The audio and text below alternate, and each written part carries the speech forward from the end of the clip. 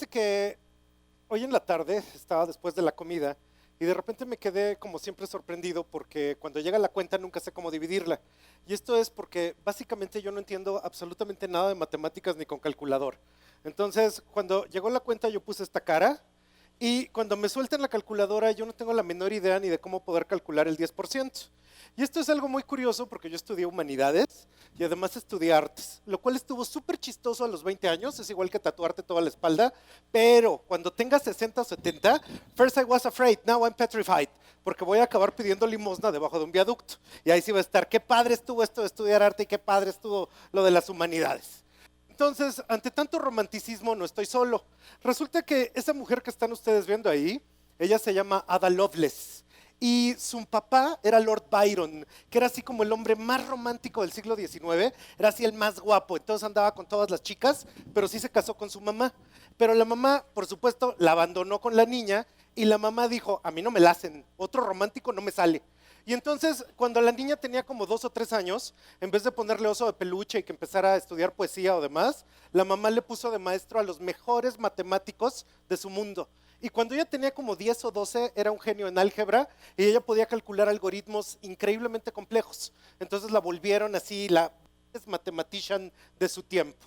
Una cosa que estaba pasando es que era la revolución industrial y entonces había que hacer, eso que están viendo ustedes ahí es un textil hecho por William Morris, que es uno de los papás del diseño. Pero el problema que había es que tú tenías los telares de vapor y entonces podías tejer miles y miles de kilómetros de tela, pero si diseñabas una tela diferente, entonces había que hacer un telar distinto. Y había un ingeniero, Charles Babbage. Entonces, para esto, Ada Lovelace ya estaba casada con un noble como ella, pero conoció al ingeniero y dijo así como, buenas tardes, ¿en qué lo puedo ayudar? Y entonces el ingeniero le dijo, mira Ada, tengo un problema, está este problema de los telares. Y Ada lo que hizo, que fue muy sorprendente, fue que con la base algorítmica que ella conocía, resulta que programó una serie de tarjetas perforadas que ya no había que cambiar el telar entero, tú solo cambiabas la programación del telar y con esto cada vez que cambiabas el diseño simplemente reprogramabas la máquina. Entonces resulta que con eso que ella inventó en el siglo XIX, ella es la madre de todas las computadoras actuales. Y resulta que se murió porque pues ella estaba casada y tenía a su amante, y entonces Dios tomó su costal de la justicia y le regaló la tuberculosis. Entonces, si Ada Lovelace no se hubiera muerto, lo sorprendente es que el mundo hubiera tenido computadoras en el siglo XIX. Y esto es algo muy curioso porque cuando nosotros hablamos del siglo XIX decimos así como, híjole, eran unos vejestorios estos pobres. Pero resulta que el siglo XIX hacía portentos. Entonces, el otro día estaba yo caminando ahí en el puente de Brooklyn como personaje de Sex and the City y resulta que el puente de Brooklyn es del siglo XIX, pero esto se hizo sin computadoras y se hizo con la fuerza de la máquina de vapor. Cuando uno ve el tamaño que tiene eso uniendo las dos islas, uno dice, bueno, wow, el siglo XIX podía hacer obras increíbles de ingeniería. Entonces, el Brooklyn Bridge es de 1883 y al mismo tiempo que estaban construyendo esto en Nueva York, resulta que en Londres estaban construyendo el metro. Y esto que estaban ellos haciendo, al mismo tiempo que se construía el metro de Nueva York, ustedes imagínense en esas épocas poder abrir calles y meter trenes a vapor. Entonces era algo verdaderamente increíble. En el mundo de ahora, cuando nosotros tomamos el metro en Londres o en Nueva York, esto es cuando va en hora pico, que es bastante razonable, aunque la gente que vive en esas ciudades dice así como, híjole, es absolutamente imposible tomarlo en esas horas. Pero si nosotros lo comparamos con el metro de la Ciudad de México, entonces ahí es lo que entendemos de qué es realmente un metro que es imposible de tomar. Y una de las cosas que están sucediendo es que al mismo tiempo que se construía el puente de Brooklyn, se construían las líneas del metro en esas ciudades, resulta que se fundó esto que está ahí, que es el abuelito de las lonjas mercantiles. Entonces, en 1851, en Londres hicieron esa obra que están ustedes viendo, que se llama el Palacio de Cristal. Y la razón por la que la hicieron es para que ahí se pudieran exhibir los productos que la revolución industrial estaba haciendo, los productos de diseño. Entonces ahí tú podías conseguir por primera vez desde un alfiler hasta un ataúd, hasta una locomotora. Y eso que está pasando es el antecedente directo de las dos cosas que más nos gustan y que son las únicas por las que viajamos, los malls y los museos. No es cierto, a nadie le interesan los museos, solo viajamos para ir a los malls. Bueno, entonces eso que ven era básicamente la señal de la innovación, nuevas industrias e industrias de diseño. Pero particularmente en 1863, que se funda el Metro de Londres, fue porque con la Revolución Industrial muchísima gente dejó de vivir en el campo rural y de estar viviendo de los cultivos y yéndose a las ciudades a trabajar en las fábricas. Pero particularmente también en Nueva York estaba pasando el mismo fenómeno. La gente pasó de una sociedad rural a una sociedad industrial. Y para poder mover a toda esta gente de nuevas clases medias que vivía en las ciudades, pues hubo la necesidad de poner el metro. 1863, cuando nosotros pensamos en esa fecha tan lejana, resulta que el metro de la Ciudad de México es de 1969 y esto es nada más hace 45 años. Hace 45 años se tiene que hacer el metro porque la Ciudad de México ya no daba. Empieza a haber muchísima inmigración de todo el país porque empezó la industrialización. Entonces empezó nada más como 100 años después. Son casi 100 años exactos. Ahora, cuando estaba yo viendo esto, resulta que esos 45 años que tiene el metro, miren ustedes una cosa muy curiosa. El metro de Nueva York tiene en número de vehículos 6,384 convoys. O sea, estos son trenes con vagones, tiene 6,384. Y el metro del DF tiene 390 trenes. Entonces, ¿cuál es la razón de que no se pueda tomar y que haya así como este apeñuscamiento de gente? Muy reciente, y nos lo comimos. O sea, resulta que nace para el siglo XIX casi al final del siglo XX. Entonces está llegando tarde a una idea de industrialización que debió de haber pasado mucho antes. Y cuando nosotros pensamos en esas diferencias de fechas, 1863, me puse a buscar qué hacíamos en México en 1863. Y entonces resulta que lo más sobresaliente que hizo el país en esos años es ese lunar que tiene cielito lindo junto a tu boca, no se lo des a nadie, cielito lindo que a mí me toca. Ay, ay, ay. Entonces, cuando nosotros teníamos que haber empezado la industrialización, estábamos en el Bembé. Y en esto que estábamos en el Bembé, literalmente hacíamos enchiladas y canciones. Y estábamos en los jaripeos y moviendo las faldas y los sombreros. Pero ese mismo siglo es el siglo de las grandes luchas. Entonces, las luchas eran ideológicas. No pudimos tener algo como el puente de Brooklyn, pero estaba Juárez contra Maximiliano y la lucha si tenía que haber liberales o conservadores. Y esto es un problema muy grande, porque se nos fue todo el siglo XIX en eso. Pero también se nos fue todo el siglo XX en eso. Y ahorita ya llevamos 16 años del siglo XXI y vamos exactamente igual. Entonces, de lo que estamos hablando es que en el siglo XIX era la ideología, los privilegios y el deber ser. Los dos equipos estaban enfrentados. Esto es lo que tiene que ser porque somos liberales. Esto es lo que tiene que ser porque somos conservadores. Pero no era el pragmatismo de ponte a construir, cambia la realidad a partir de lo que hagas. Y en eso, una cosa que estaba yo leyendo es que cuando la realidad de tu país de plano no funciona, entonces te pones así como que todo el mundo se empieza a suicidar. Por fortuna, en esa gráfica, lo que se ve es que el país que más se suicida es Guyana, porque cuando se los digo ustedes hubieran pensado, no, pues ha de ser México. No, estamos súper abajo estamos en la lista de suicidios. Casi no nos suicidamos y estamos como en el lugar 85. Pero si no te suicidas, la otra cosa que pasa cuando tu país no funciona es que te agarras tu lanchita a La Esperanza y tú te sales así de balsero y te escapas. Ahora, yo no conozco, si ustedes sí, perdón, pero no conozco a nadie que se haya suicidado así. En muchísimos años nunca he visto a nadie que se haya suicidado y todavía no he visto a nadie que se vaya de balsero así huyendo en el lago de Chapultepec con sus dos llantitas escapando de la realidad. Pero lo que sí conozco es que huimos de una manera totalmente diferente. Huimos en el emprendedurismo. Esa es la manera de escaparte. No te suicidas, pero dices yo ya no trabajo de 9 a 5 y no voy a estar aguantando a este idiota que es mi jefe diario, sino que yo voy a poner mi propia empresa, vámonos. Y entonces el Startup Nation es por excelencia el Startup México. Entonces este perrito no tiene nada que ver, es simplemente un perrito en una bandera de México, o sea, está ahí presente, no dice nada, se llama Chucho, ok, bueno. Entonces, México es una Startup Nation y en eso que les estoy contando hay un ecosistema así como gigantesco donde está el Startup México y el Fuck Up Night y el Hackathon y Fab Lab, pero está en la náhuatl, entonces es el Fab Lab porque está en la náhuatl, ¿no? Y todo esto que les estoy contando son como todas estas iniciativas de poder hacer emprendedurismo e instancias en lo que uno dice, híjole, yo voy a innovar, ¿no? Así, innovation time, todos somos innovadores. Bueno, entonces, Bridgify, Botclosure, Relay, Cope, Skydrop, PMS, Latam, Matchblood, Animap y Cloud Enemy. Esta es la última generación de Startup México. Y casualmente todos tienen nombre así de app en inglés, porque entonces todo el mundo nos cree nuestro proyecto. Chequé. PMS Latam no es Premenstrual Syndrome Latinoamérica. Es una aplicación totalmente diferente que sirve para algo totalmente distinto. Pero lo que es curioso de estos de apps es que esto de la innovación, la gente se avienta como el borras y dice, yo voy a hacer una app. Pero en esto que vas a hacer una app, lo que a la gente se le olvida es que no porque hagas una app, esto te vuelve capaz. Entonces, hacer una app, digo, Dios mío, si ustedes ven lo que tienen en el celular, básicamente utilizamos 4. O sea, utilizas la del coche, utilizas Facebook, usas Instagram y la de ligue hay con lo que tú estés buscando. Pero fuera de eso, no utilizamos las otras 35 aplicaciones que tenemos. Entonces, aquí hay un problema cada vez que alguien dice, acabo de inventar una app, híjole, pues sí la bajaremos, pero a ver quién la usa. O sea, nada más estamos creando cosas que aparentemente tienen valor, pero que en realidad no le mejoran la vida a nadie. Bueno.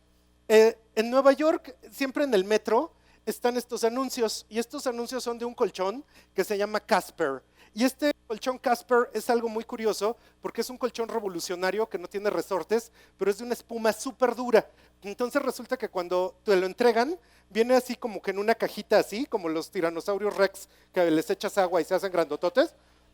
Entonces te entregan el colchón y tú tienes que esperar un día para que se infle completo.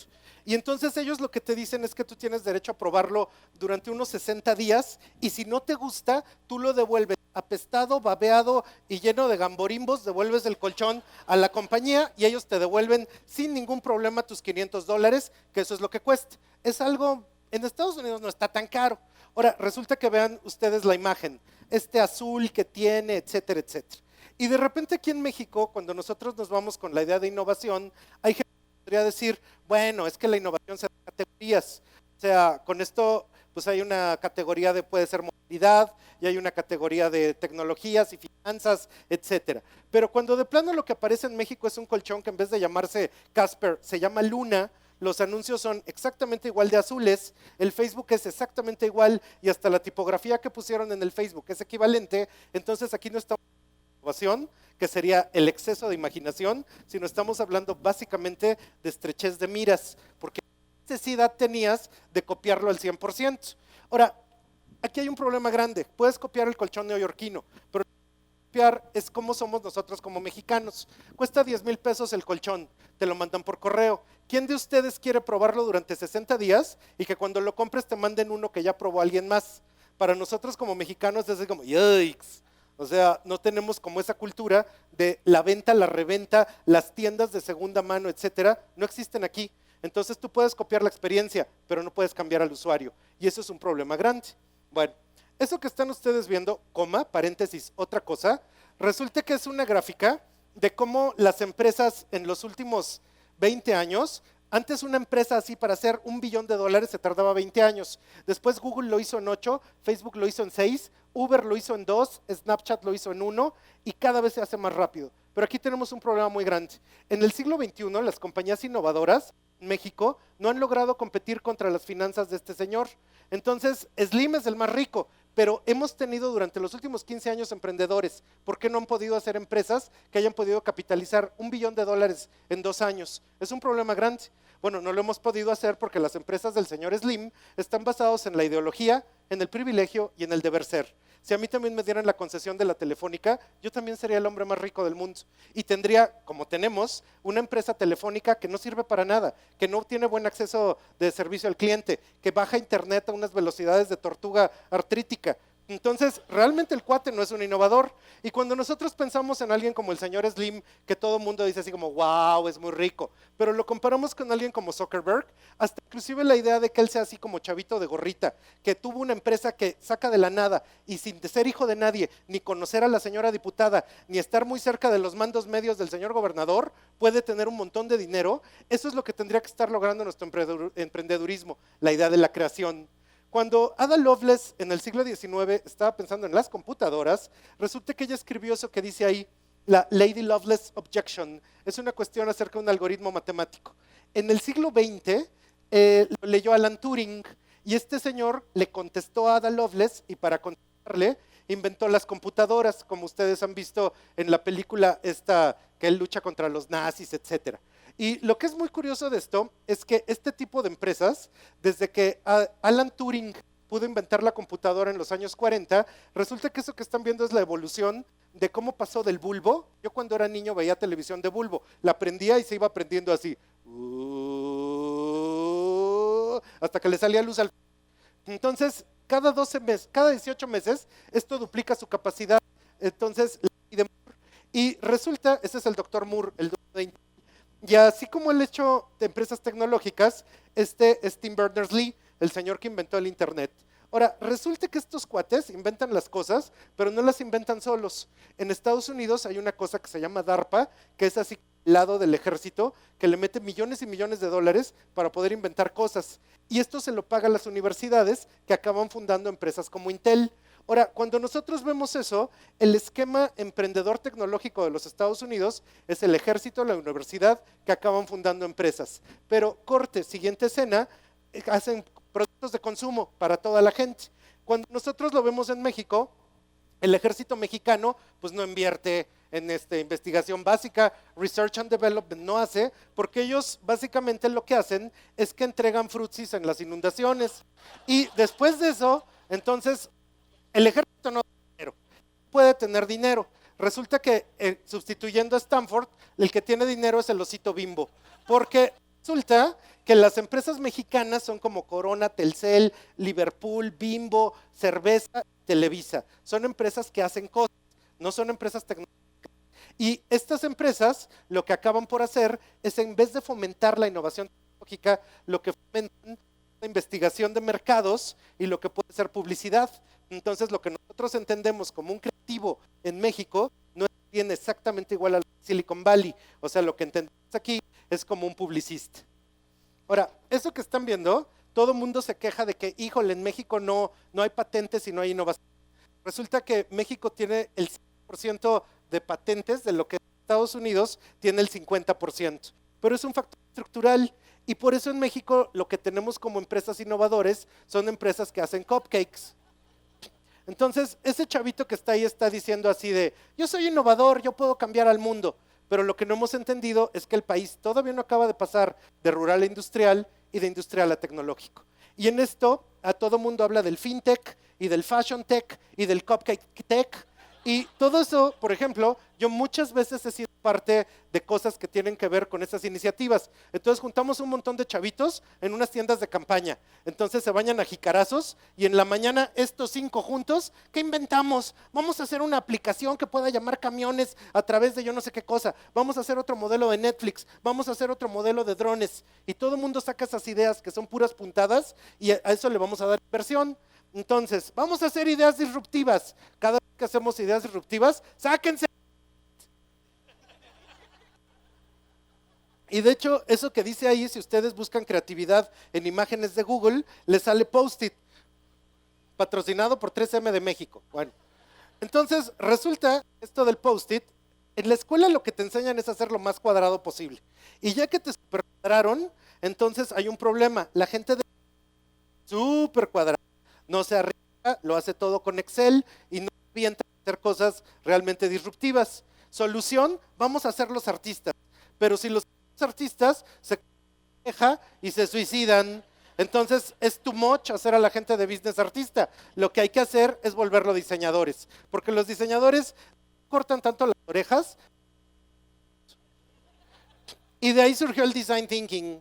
Y esta cosa del design thinking tiene como problema que el design thinking fue algo para descuadrar a los de business, pero ya que lo inventaron, ahí va todo el mundo a aventarse design thinking y vamos a innovar. Sácate el post-it y vamos a hacer ideas revolucionarias. Ahora, el problema del design thinking es que empieza en esto. La regla número 1 es empathize. Así dice, empathize. ¿Sabes? Y esto de que puedas tú empatizar con los demás, quiere decir que, híjole, te pongas de acuerdo a las necesidades de toda la gente. Suena bien, está bien, pero a final de cuentas lo que hizo fue una idea de diseño que se llama el User Centered Design, donde lo único que importa es yo cómo te ayudo.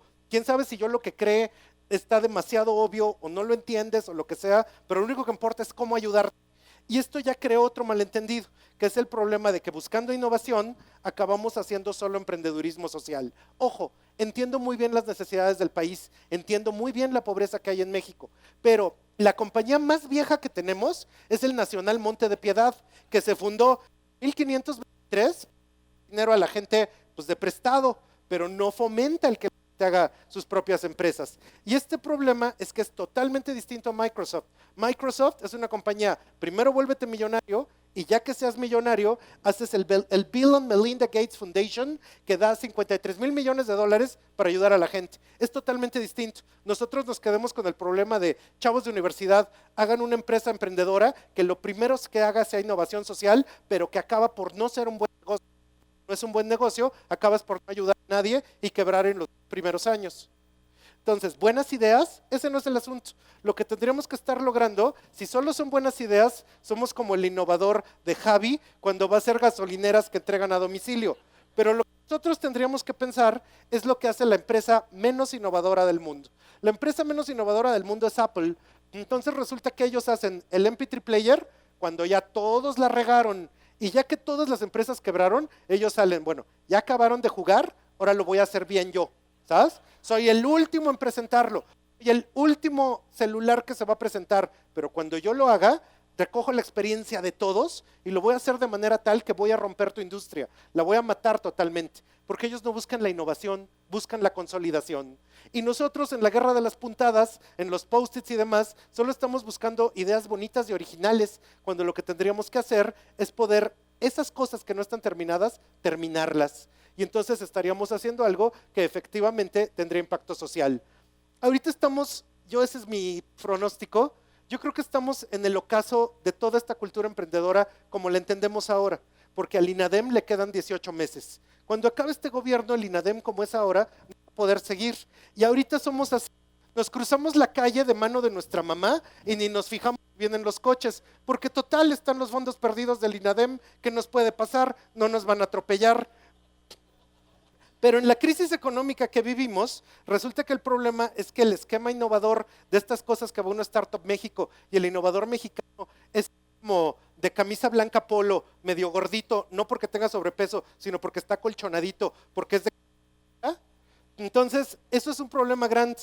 Eso que están viendo son las tendencias de Google de todo lo que se busca en México. Así va la universidad, va en caída libre como Televisa.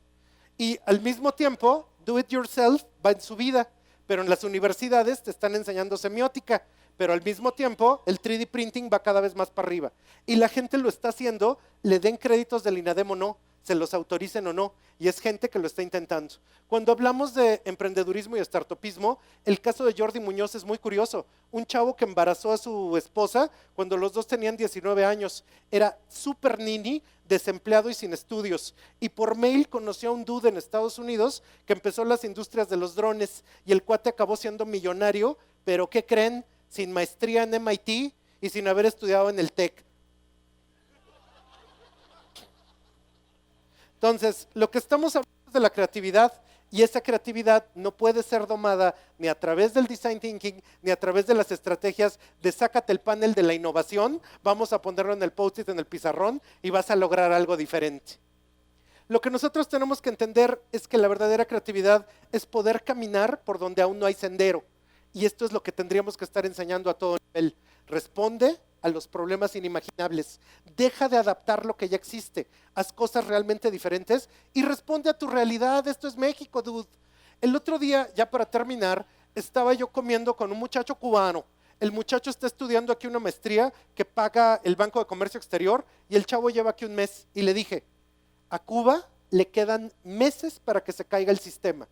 Y el cuate me contestó, no, por supuesto que no, Gustavo, le quedan 20 años al sistema cubano, porque él no se da cuenta de lo inminente de la realidad que todos percibimos para Cuba.